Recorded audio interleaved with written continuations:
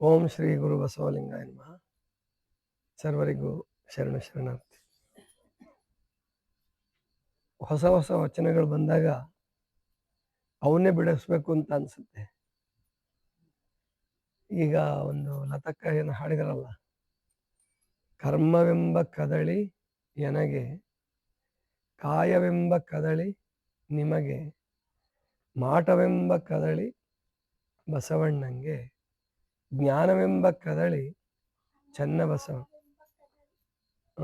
ಜ್ಞಾನನ ಭಾವವೆಂಬ ಕದಳಿ ಚನ್ನಬಸವಣ್ಣಂಗೆ, ಬಂದ ಬಂದ ಭಾವ ಸಲೆಸಂದಿತ್ತು ಎನ್ನಂಗದ ಅವಸಾನವ ಹೇಳ ಚನ್ನಮಲ್ಲಿಕಾರ್ಜುನ. ಬಹಳ ಅದ್ಭುತವಾದಂತಹ ವಚನ ಇದು, ಮತ್ತು ಐತಿಹಾಸಿಕ ಘಟನೆಯನ್ನು ಹೇಳ್ತಾ ಇರ್ತಕ್ಕಂಥ ವಚನ ಇದು. ಒಂದೇ ಅಂದ್ರೆ ಕವಿ ಹೃದಯ ಮತ್ತು ದಾರ್ಶನಿಕತೆ ಎರಡು ಸೇರಿದ್ರೆ, ದಾರ್ಶನಿಕನ ಹೃದಯ, ಕವಿಯ ರಚನಾ ಶಕ್ತಿ, ಕವಿಯ ಜ್ಞಾನ ಎರಡು ಸೇರಿದೆ ಮಹಾದೇವಿಯಕ್ಕನಲ್ಲಿ. ಅಂದ್ರೆ ಯಾರ್ಯಾರು ಯಾವ್ಯಾವ್ದಕ್ಕೂ ಹುಟ್ಟಿದ್ರು, ಹೇಗೆ ಸಾಧನೆ ಮಾಡಿದ್ರು ಅನ್ನೋದನ್ನ ಈ ವಚನದಾಗ ಹೇಳ್ಬಿಡ್ತಾರ. ಕರ್ಮವೆಂಬ ಕದಳಿ ಎನಗೆ, ಕದಳಿ ಅಂದ್ರೆ ಗೊತ್ತು ನಿಮಗೆಲ್ಲ, ಏನ್ ಕದಳಿ ಅಂದ್ರೆ ಬಾಳೆಹಣ್ಣು, ಬಾಳೆವನ. ಕದಳಿ ವನ ಅಂದ್ರೆ ಬಾಳೆವನ, ಕದಳಿ ಅಂದ್ರೆ ಬಾಳೆ ಅಷ್ಟೆ. ಬಾಳೆಗೆ ಒಂದು ವಿಶೇಷತೆ ಇದೆ. ಅದು ಒಂದ್ಸಾರಿ ಕೊನೆ ಆಯ್ತು ಅಂದ್ರೆ ಆ ಬಾಳೆಕಂದಿನ ಆಯುಷ್ಯ ಮುಗ್ದೋಯ್ತು, ಹೊಸ ಮರಿನೇ ಬರ್ಬೇಕು. ಅದಕ್ಕೆ ಬಸವಣ್ಣವರು ಒಂದು ವಚನದಾಗ ಹೇಳ್ತಾರೆ, ಬಾಳೆಗೆ ಫಲವಾಯಿತ್ತೆ ಕಡೆ, ಚೇಳಿಂಗೆ ಬಸುರಾಯಿತ್ತೆ ಕಡೆ. ಬಾಳೆಹಣ್ಣಿಗೆ ಬೀಜ ಇಲ್ಲ, ಅದು ಮತ್ತೆ ಹುಟ್ಟಲ್ಲ ಅನ್ನೋ ಅರ್ಥ ಅದು. ಹಾಗೆ ನಾನು ಕರ್ಮವೆಂಬ ಕದಳಿ ಮೂಲಕ ಮುಕ್ತಳಾದೆ. ಇದು ಮಹಾದೇವಕ್ಕಂಗೆ ಹೇಳಕ್ ಹೊರಟಿರೋದು.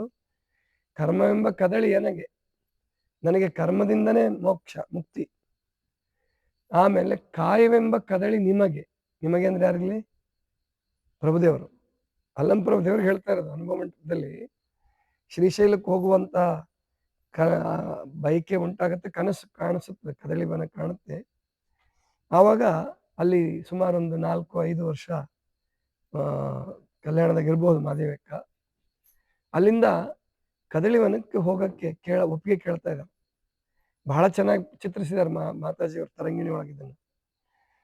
ಇನ್ನು ಸುಮ್ಮನೆ ಕೇಳಿದ್ರೆ ಹೋಗಕ್ಕೆ ಒಪ್ಪಲ್ಲ. ಅದನ್ನ ಎಷ್ಟು ಚೆನ್ನಾಗಿ ವಚನದಲ್ಲಿ ಹೇಳ್ತಾರೆ ಅಂದ್ರೆ, ಕರ್ಮ ಎಂಬ ಕದಳಿ ನನಗೆ, ನಾನು ಕರ್ಮದ ಮೂಲಕ ಮುಕ್ತಳಾದೆ. ಕಾಯವೆಂಬ ಕದಳಿ ನಿಮಗೆ, ಕಾಯವನ್ನೇ ಪ್ರಧಾನವಾಗಿ ಇಟ್ಕೊಂಡು ಆ ಕಾಯವನ್ನ ಮುಕ್ತಿ ಮಾಡೋದಕ್ಕೆ, ಅಂದ್ರೆ ಬಯಲುಕಾಯಿ ಸಿದ್ಧಿ ಪಡ್ಕೊಂಡಂತವ್ರು ನೀವು. ಕಾಯವೆಂಬ ಕದಳಿ ನಿಮಗೆ, ಕದಳಿ ಅಂದ್ರೆ ಬಾಳೆಹಣ್ಣು, ಅಂದ್ರೆ ಮೋಕ್ಷದ ಸೂಚಕ ಅಲ್ಲಿ. ಮಾಟವೆಂಬ ಕದಳಿ ಬಸವಣ್ಣಂಗೆ ಮಠಕೂಟ ಅಂತ ಬಳಸ್ತಿರ್ತಾರೆ.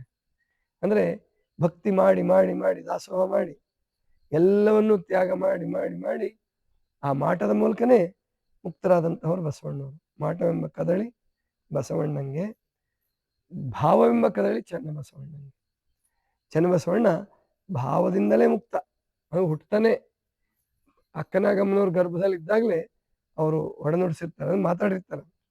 ಅಂತ ಮಹಾಜ್ಞಾನಿ, ಷಟ್ಸ್ಥಲ ಚಕ್ರವರ್ತಿ, ನನಗೆ ಗುರು ಅಂತ ಹೇಳ್ಬಿಡ್ತಾರೆ ಬಸವಣ್ಣವರು. ಎಲ್ಲಾ ಶರಣರು ಚನ್ನಬಸವಣ್ಣನನ್ನ ಲಿಂಗ ಅಂತ ಕರೀತಾರೆ. ಇನ್ನು ಅಲ್ಲಮ ಪ್ರಭುದೇವರೊಂದು ಮಾತು ಹೇಳ್ತಾರೆ, ಬಸವಣ್ಣನಿಗೆ 7 ಜನ್ಮ, ನನಗೆ 4 ಜನ್ಮ, ನಿನಗೆ ಒಂದೇ ಜನ್ಮ ಅಂತ ಹೇಳ್ತಾರೆ. ಇದನ್ನ ಕೆಲವರು ಪ್ರಕ್ಷಿಪ್ತ ಅಂತ ಹೇಳ್ತಾರೆ. ಪ್ರಕ್ಷಿಪ್ತ ಏನಲ್ಲ, ಅದು ಸತ್ಯನೇ ಅದು. ಅಂದ್ರೆ ಚನ್ನಬಸವಣ್ಣ ಅಂತಹ ಹುಟ್ಟತಾನೆ ಲಿಂಗ ಸ್ವರೂಪಿಯಾಗಿ ಹುಟ್ಟಂತವ್ರು. ಅದಕ್ಕೆ ಭಾವವೆಂಬ ಕದಳಿ, ಭಾವದಿಂದಲೇ ಮುಕ್ತರಾದಂಥವ್ರು ಚನ್ನಬಸವಣ್ಣವರು.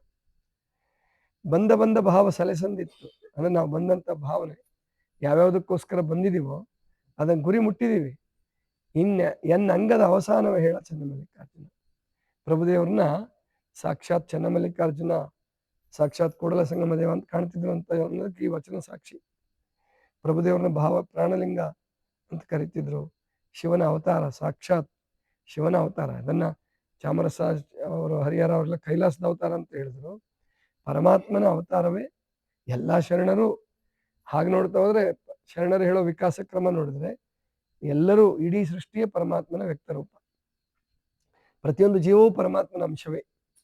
ಆ ದೃಷ್ಟಿ ಅಲ್ಲ, ಇಲ್ಲಿ ಪ್ರಭುದೇವರು ಸಾಧನೆ ಮಾಡಿ ಪರಮಾತ್ಮನ ಮಟ್ಟಕ್ಕೆ ಏರಿದ್ರು. ಅದಕ್ಕೆ ಚನ್ನಮಲ್ಲಿಕಾರ್ಜುನ ನೀನು ಅಂದರೆ ಪ್ರಭುದೇವ, ನೀನು ಕಾಯದಿಂದ ಮುಕ್ತನಾದೆ, ನನಗೆ ಕರ್ಮದಿಂದ ಮುಕ್ತಳಾದೆ ನಾನು. ಅಂದರೆ ಕರ್ಮದಿಂದ ಮುಕ್ತಳಾಗೋದಂದ್ರೇನು? ಬಂದಿದ್ದನ್ನೆಲ್ಲ ಅನುಭವಿಸಿದ್ರು. ಕಲ್ಲೇಟು ತಿಂದರು, ಮಣ್ಣು ಉಬ್ಬಿಸ್ಕೊಂಡ್ರು, ಹುಚ್ಚಿ ಅನ್ನಿಸ್ಕೊಂಡ್ರು. ಭಿಕ್ಷೆ ಬೇಡ ಪ್ರಸಂಗ ಬಂದ್ರೆ ಹೌದು, ಭಿಕ್ಷೆ ಬೇಡಿದರು, ಚಿಂದಿ ಬಟ್ಟೆ ಉಟ್ಟರು, ಬತ್ತಲೆ ಇದ್ದು, ಯಾರ್ಯಾರ ಏನೇನು ಮಾತು ಕೇಳಬೇಕಾಗಿತ್ತು ಉಡುತಡಿಯಿಂದ ಹಿಡ್ಕೊಂಡು ಕಲ್ಯಾಣದವರೆಗೂ ಯಾರು ಹೊಗಳಿದರು, ಯಾರು ತೆಗಳಿದರು, ಹುಚ್ಚಿ ಅಂದರು. ಇದು ಕರ್ಮದಿಂದ ಮುಕ್ತರಾಗುವಂಥದ್ದು. ಅವ್ರಿಗೇನು ಮಾಡಂಗಿಲ್ಲ. ಮತ್ತೆ ಬುದ್ಧ ಇದನ್ನು ಹೇಳ್ತಾರೆ. ಬುದ್ಧನ ಜೀವನದಲ್ಲಿ ಅವನ ಅಣ್ಣ ದೇವದತ್ತ ಒಂದು ಬಂಡೆಯನ್ನು ಉರುಳಿಸಿದಾಗ ಕೊಲ್ಲಬೇಕು ಅಂತ ಹೇಳಿ ಆನಂದ ಅದ್ರ ಸೇಡು ತೀರಿಸ್ಕೋಬೇಕು ಹೋಗಿ ಅಂತ ಹೊಡೆಯಕ್ಕೆ ಹೋಗ್ಬೇಕು ಅಂತ ಅಂದಾಗ ಬುದ್ಧ ಹೇಳ್ತಾನೆ, ಬೇಡ, ಅವನು ತನ್ನ ಕರ್ಮ ಮುಗಿಸಿದಾನೆ. ನಾವು ಮತ್ತೆ ಅವನಿಗೆ ಅದನ್ನೇ ಮಾಡಿದರೆ ಕರ್ಮ ಬಂದಲ್ಲಿ ಸಿಲುಕ್ತೀವಿ, ಮತ್ತೆ ನಾವು ಸಿಲುಕ್ಬೇಕಾಗತ್ತೆ. ಆದ್ದರಿಂದ ಬೇಡ, ಹೊಡೆಯೋದು ಬೇಡ, ಅವನಿಗೇನು ಅನ್ನೋದೇ ಬೇಡ. ಅವ್ನು ನಮಗೇನು ತೊಂದರೆ ಕೊಟ್ಟಿಲ್ವಲ್ಲ, ಆ ಬಂಡೆ ಅಲ್ಲೇ ಸ್ಫೋಟ ಆಗತ್ತೆ ಅಂತ ಬರುತ್ತೆ, ಪುಡಿ ಆಗ್ಬಿಡುತ್ತೆ ಅದು. ಹೀಗೆ ಕರ್ಮದಿಂದ ಮುಕ್ತರಾಗಬೇಕಂದ್ರೆ ಸೈರಿಸಿಕೊಳ್ಳೋದು, ಮತ್ತೆ ಕರ್ಮದ ಬೀಜ ಬಿತ್ತೋದಂದ್ರೆ ಹೊಡೆದಾಟಕ್ಕೆ ಹೋಗೋದು, ಜಗಳಕ್ಕೆ ಹೋಗೋದು, ಅದು ಕರ್ಮದ ಬೀಜ ಬಿತ್ತದ ಹಾಗೆ.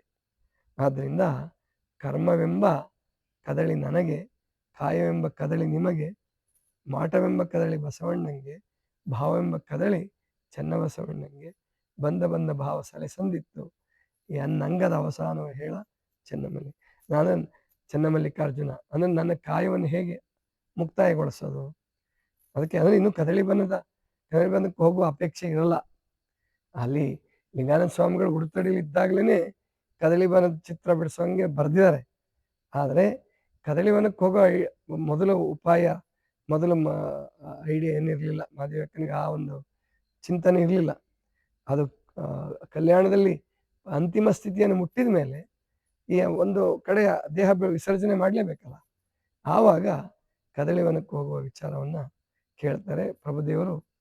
ತ್ರಿಕೂಟ ನಾನು ನೀನೆಂಬ ಉಭಯ ಒಳಿದ ಆ ಕದಳಿವನದ ಚಿತ್ರಣ ಅವರು ಒಂದು ವಚನದಲ್ಲಿ ಕೊಡ್ತಾರೆ. ಅದನ್ನು ಶೂನ್ಯ ಸಂಪಾದನೆಕಾರರು ತುಂಬ ಚೆನ್ನಾಗಿ ವಚನಗಳನ್ನು ಸಂಗ್ರಹ ಮಾಡಿದ್ದಾರೆ. ಅದನ್ನು ಮಾತಾಜಿಯವರು ತರಂಗಿಣಿಯಲ್ಲಿ ತುಂಬ ಚೆನ್ನಾಗಿ ಚಿತ್ರಿಸಿದ್ದಾರೆ. ಮತ್ತೆ ತರಂಗಿಣಿ ಪುಸ್ತಕ ಇದ್ದರೆ ಆ ಪ್ರಸಂಗವನ್ನು ಓದಿ. ಇದಿಷ್ಟು ಇವತ್ತಿನ ಚಿಂತನ. ಸರ್ವರಿಗೂ ಶರಣ ಶರಣಿ.